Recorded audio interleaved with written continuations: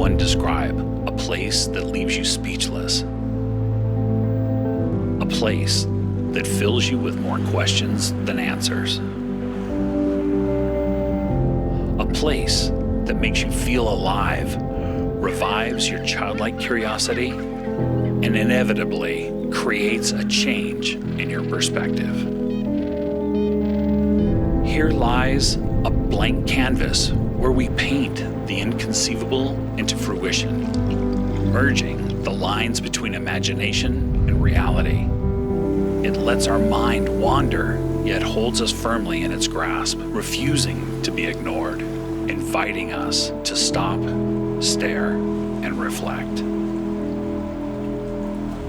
In this land of penguins, of seals, of whales, time comes to a halt, captivating us in a single beautiful moment, before pushing us onwards, urging us to take that leap of faith, those first steps towards the unfamiliar. As we venture into the unknown in pursuit of discoveries that lead us to a greater understanding of ourselves, we dwell upon this fragile beauty, this last great wilderness full of wonder and forever etched into our hearts and minds. This is the seventh continent, the frozen south. This is Antarctica.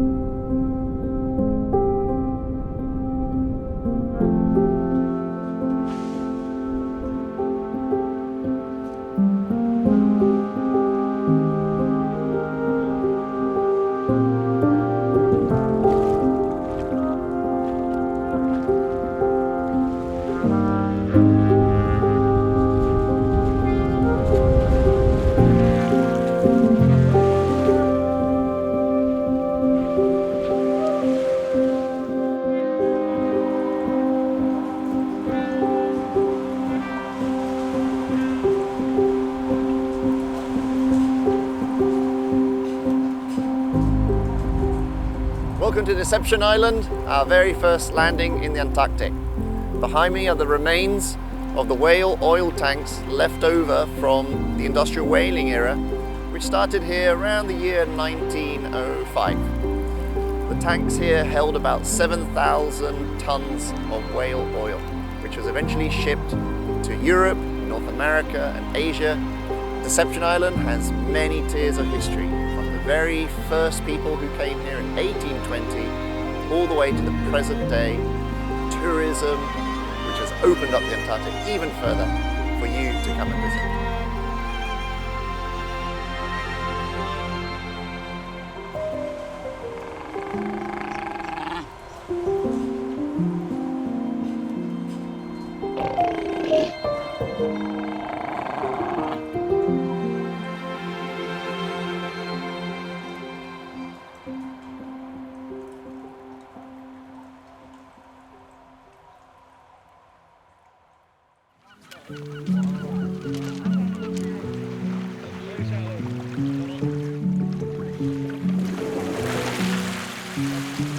Welcome to Brown Bluff.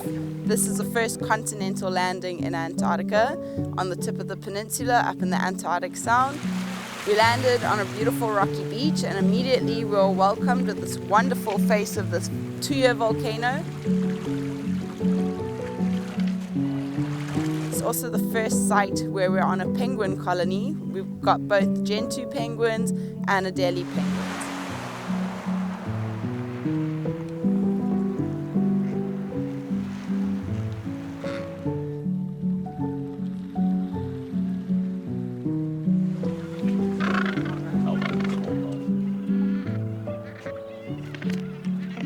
This site in particular is really unique, and this is a volcano that forms when it erupts under a glacier. So it's very unique to glaciated areas in the world, and we've got a beautiful example here. In actual fact, the whole landscape of the Antarctic Peninsula is characterized by a series of different volcanic eruption events, and it makes for a really, really stunning and beautiful landscape.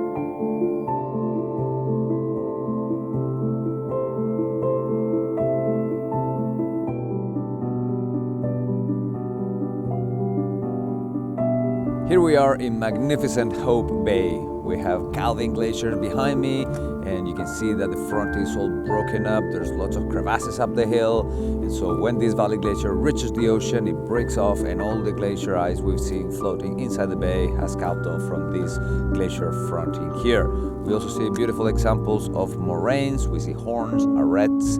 It is a lovely day in Hope Bay.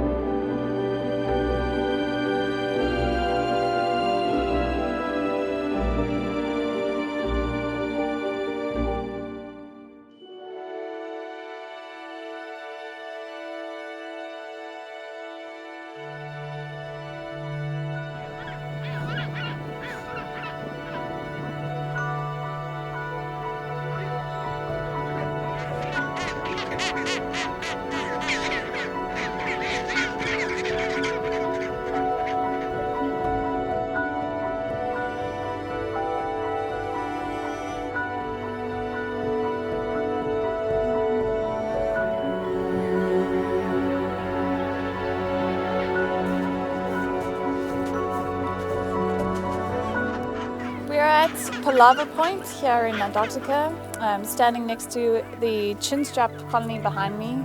And Palaver Point is actually named after the palaver, the fuss and the noise that these penguins make. At the moment they are on quite large chicks, or they have quite large chicks. They're probably about a month and a half old at the moment.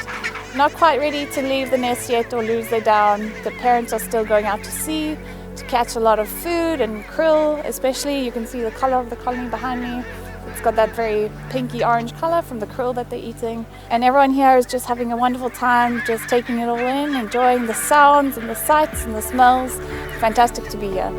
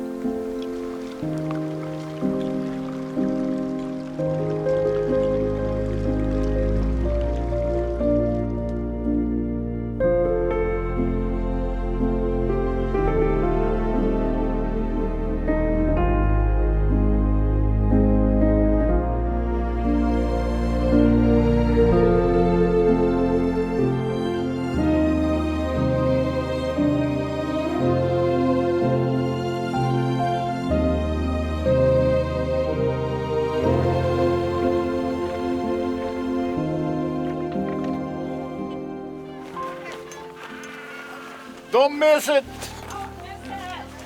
Antarctic hairgrass, the one and only. This is a real McCoy vascular plant. What does this mean? It means we got a root system. We have a vascular system. This guy has circulation of sap going up and down. Produces flowers, produces seeds, the whole enchilada. There's only 2 on the continent. And this is the most common one. This is the toughest plant by far. It's called the Antarctic hairgrass. It looks like my beard on a really bad hair day. Yeah. But you're watching the rainforest of Antarctica. You know, and if you weren't here talking about that, I would have walked right by. That's right. Like yeah, I was yeah, in yeah. Yosemite. Oh, big That's deal. why you It's need grass. nerds like me. Oh, that's awesome. All right. Well, Thank you. Thank you for sharing. coming Thank you for your to the enthusiasm. Botanical Gardens of Cooverville.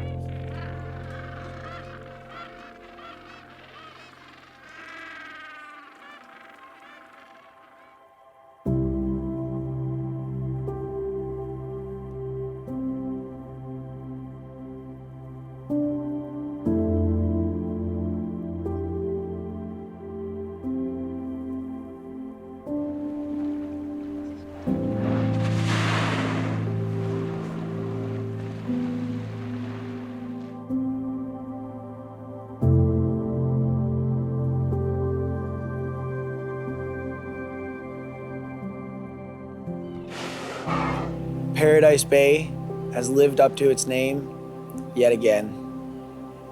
Here today, among this maze of monoliths, we had a fantastic opportunity to get up close to some of my favorite animals, the humpback whale. These whales epitomize an extremely healthy ecosystem, widespread around the world and now found here in Scorntorp Cove. We are absolutely spoiled to have the opportunity to watch these gorgeous creatures weave their way through the waves and through the ice here in Antarctica.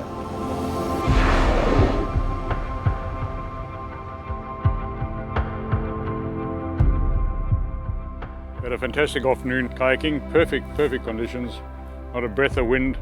And we were spoiled for choice with whales, tons of whales around, bubble net feeding around us, lunge feeding in close proximity. You can almost smell their breath. For the kayakers to experience this at water level, it's just really out of this world. The whale seems absolutely huge. It comes up, you can hear the bubbles. As it bubble nets, we can actually hear the bubbles. And the flukes come out. When the whales swim under the kayaks, you get a wave that follows them, that dips the kayaks up and down. It's just really a special day we had here today.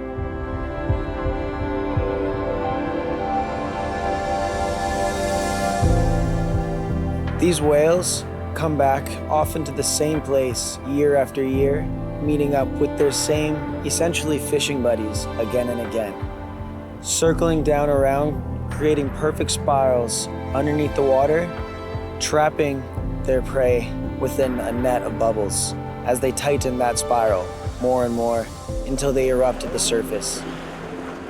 Absolutely incredible to see.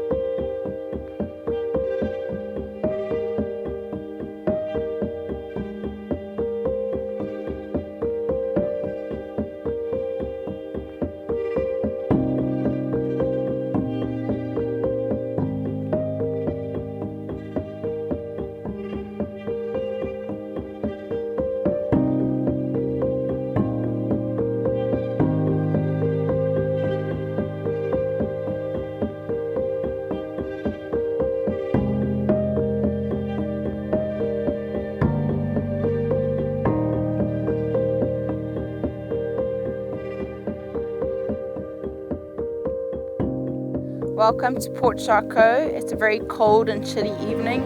Penguins and guests alike are all shivering. This cairn commemorates the first expedition of Jean-Baptiste Charcot that took place between 1903 and 1905. They overwintered here in 1904 and they were really very successful in all their endeavors. They contributed a lot to science, publishing 18 scientific volumes in their time over here, collecting all sorts of information about geography and meteorology. And I think one of the most interesting things about that expedition is that they had a mascot called Toby, and he was a pig, and he was a gift to them from the Argentine ship, the Uruguay. Sadly, he did perish. Maybe he got eaten, maybe he didn't get eaten. Apparently he's buried around here somewhere, but we don't know. And despite the really cold conditions here, guests have been endlessly enthusiastic. We have had a lot of people coming down here and it's been amazing. What an incredible place.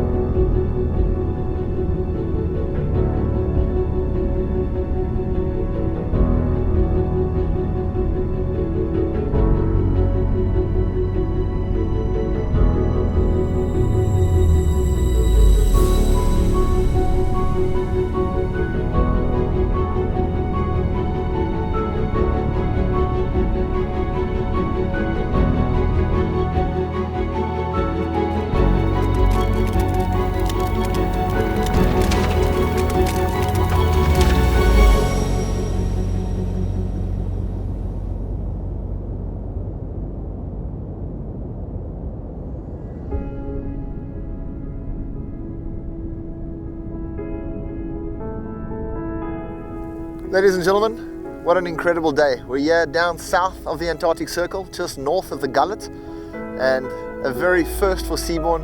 We have both Seabourn Venture and Seabourn Pursuit down on the ice. Guests are out in Zodiac tours, guests are out walking on the ice. This is a real first for Seabourn. We've never had both ships together south of the Antarctic Circle. Of course, on a day like today with this kind of weather, there's no better place to be.